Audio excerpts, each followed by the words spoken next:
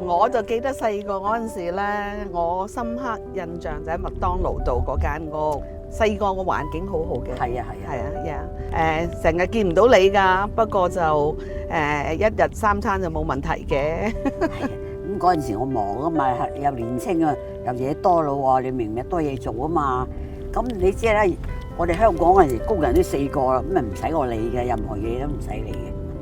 見工人啊，補習先生最多，係啦，乜嘢都要補習嘅，呢個讀書密密㗎。香港好犀利嘅，每一個學生咧都要揾隻補習先生先得嘅。係啦，我啲細佬哥俾佢讀書㗎。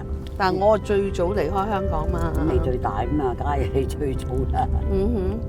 但係嗰陣時我離開香港咧，就乜嘢都係自己申請嘅，間學校自己揾啊，你淨係俾張機票啊，同埋交學費。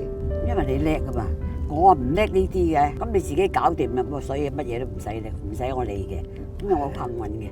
我以前咧喺香港時咧都唔知個錢係好嘅，去咗加拿大先知死啦。過咗第1年，第2年點算都揾唔到阿媽。你估好似而家咩？而家就乜都得啦，呢分鐘錄啊，呢分鐘播晒全世界睇晒啦。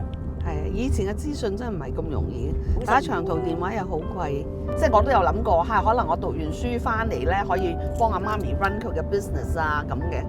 咁但係 end up of course 我係中意咗加拿大同美國嘅生活咯。以為你讀書嘅啫嘛，諗住你實翻嘅嘛。係啊，咁咪落葉歸根就走咗嚟呢度嘅咋。